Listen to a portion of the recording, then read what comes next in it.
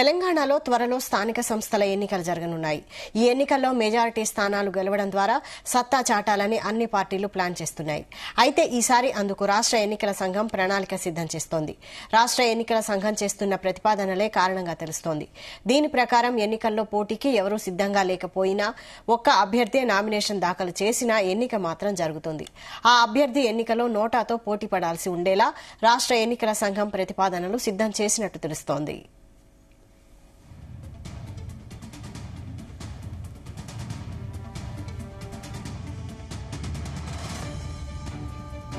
ఇదే అంశంపై మరిన్ని డీటెయిల్స్ మా ప్రతినిధి రాధాకృష్ణ అందిస్తారు. రాధాకృష్ణ. Good morning Vaishali.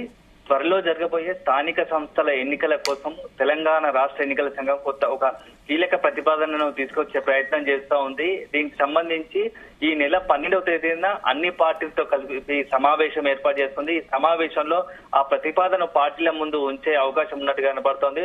ముఖ్యంగా గత కొద్ది రోజులు తెలంగాణకు సంబంధించి ఎక్కడైనా సరే ఈ స్థానిక సంస్థ ఎన్నికల్లో ఏకగ్రీవం అనేది ఒక ఏళ్లుగా నడుస్తూ వస్తుంది. ఏకగ్రీవం వల్ల అంటే కొద్దిగా ఎన్నికలు నిర్వహించకుండానే ఆయా స్థానిక సంస్థల్లో ఉన్నటువంటి సర్పంచులు కావచ్చు, వార్డు మెంబర్లు కావచ్చు ఎన్నికయ్యే అవకాశం కనబడుతోంది. గతంలో కూడా బీఆర్ఎస్ హయాంలో కూడా ఇట్లాంటి ఏకగ్రీవాలకు ప్రోత్సహించింది. ఏకగ్రీవాలకు ప్రోత్సహించడం వల్ల సంబంధించిన స్థానిక సంస్థ అవకాశం ఉంటుందని చెప్పేసి ప్రభుత్వాలు భావిస్తున్నాయి. ఈ ఏకగ్రీవాలను చేయడం వల్ల ఇటు రాజకీయంగా కావచ్చు, అటు అభివృద్ధి పరంగా రాజకీయంగా కూడా పైచేయి సాధించే అవకాశం ఉందనే ఉద్దేశంతో ఈ ఏకగ్రీవాలను అధికారంలో ఉన్న పార్టీలు ప్రోత్సహిస్తూ వస్తున్నాయి. అయితే ఈ క్రమంలో ఇప్పుడు ఎన్నికల సంఘం మాత్రం ఒక కీలక ప్రతిపాదన తీసుకొచ్చే అవకాశం కనబడతా ఉంది.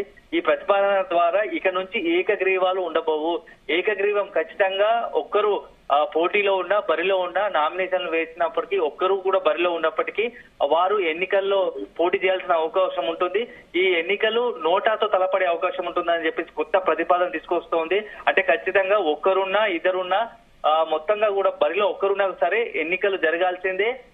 ఆ యొక్క అభ్యర్థిని నోటా ద్వారా నోటాకు అక్కడ ఉన్న స్థానిక ప్రజలు నోటాకు ఓటు వేస్తారా లేకుంటే ఆ అభ్యర్థికి ఓటు వేస్తారా అనేది మాత్రం కొద్దిగా చూడాలి ఖచ్చితంగా. ఎందుకంటే ఇప్పుడు ఉన్న ప్రజాస్వామ్య యుద్ధంలో ప్రతి ఒక్కరూ ఓటు ద్వారా ఎన్నిక కావాల్సి ఉంది.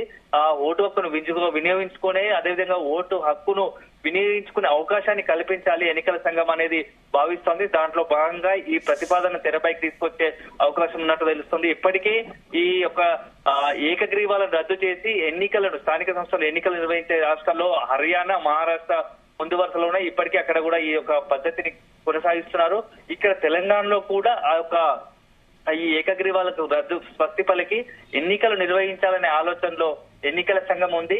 సో ఇప్పుడు ఉన్నటువంటి పరిస్థితుల దృష్ట్యా ఎన్నికల సంఘం ఈ ప్రతిపాదనను అన్ని పార్టీల ముందు ఉంచి ఆ పార్టీల నుంచి వచ్చే సందేశాలు అదేవిధంగా వాళ్ళ నుంచి వివరణ ద్వారా అదేవిధంగా ఇలాంటి అభిప్రాయాలు వస్తాయో దాన్ని సేకరించి చివరికి ఒక అభిప్రాయం తీసుకువస్తాం. దాన్ని ప్రభుత్వం దృష్టికి తీసుకొచ్చి ప్రభుత్వం ముందు ఉంచిన తర్వాత దీనిపైన చివరగా ఫైనల్ గా ఒక డిసిషన్ తీసుకునే అవకాశం కనపడతా ఉంది. అయితే ఇప్పుడున్న పరిస్థితుల్లో రాష్ట్ర ప్రభుత్వం రేవంత్ సర్కారు దీనికి సంబంధించి ఈ ప్రతిపాదన పైన ఎలాంటి నిర్ణయం తీసుకుంటారో కొంత ఆసక్తికరంగా మారింది. ఎందుకంటే ఇప్పటికే రేవంత్ రెడ్డి స్థానిక సంస్థల ఎన్నికలకు సంబంధించి ఏకగ్రీవాలను ప్రోత్సహించాలి, మొత్తంగా కూడా దాదాపుగా రాష్ట్ర వ్యాప్తంగా అన్ని చోట్ల కూడా కాంగ్రెస్ సంబంధించిన అభ్యర్థులు లేదా కాంగ్రెస్ మద్దతుదారులే ఆ ఏకగ్రీవం కావాలని చెప్పేసి ఆ పార్టీ పరంగా ఇప్పటికే తమ ఎమ్మెల్యేలకు రేవంత్ రెడ్డి దిశానిర్దేశం చేసిన క్రమంలో ఎన్నికల సంఘం మీరు తీసుకొస్తున్నటువంటి ఈ యొక్క ప్రతిపాదనను రాష్ట్ర ప్రభుత్వం కావచ్చు, కాంగ్రెస్ పార్టీ కావచ్చు ఎంతవరకు దీనికి మద్దతు తెలుపుతుంది అనేది చెప్పేసి కొంత చర్చ జరుగుతా ఉంది.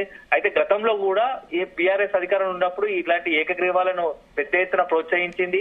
ఏకగ్రీవాలు అయిన చోట 10 లక్షలకు సంబంధించి 10 లక్షలు ఆ ఊరికి నజరానా ప్రకటిస్తూ అభివృద్ధికి దోహదపడేలా చేస్తామని చెప్పేసి ప్రకటించింది. సో అప్పట్లో అది పెద్ద ఎత్తున చర్చకు సాగదీసింది.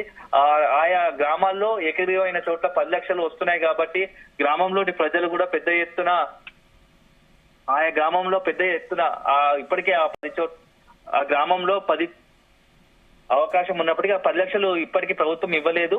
సో అప్పటి బీఆర్ఎస్ ప్రభుత్వం ఇవ్వలేదు. దీంతో ఇప్పటికున్న పరిస్థితుల్లో ఈ యొక్క రాష్ట్ర ప్రభుత్వం ఎలాంటి నిర్ణయాలు తీసుకుంటుంది, ఈ యొక్క తెలంగాణ రాష్ట్ర ఎన్నికల సంఘం తీసుకుంటున్నటువంటి నిర్ణయానికి మొత్తంగా కూడా తమ అభిప్రాయం ఏ విధంగా చెప్తున్నారని కొంత ఆసక్తికరంగా మారింది.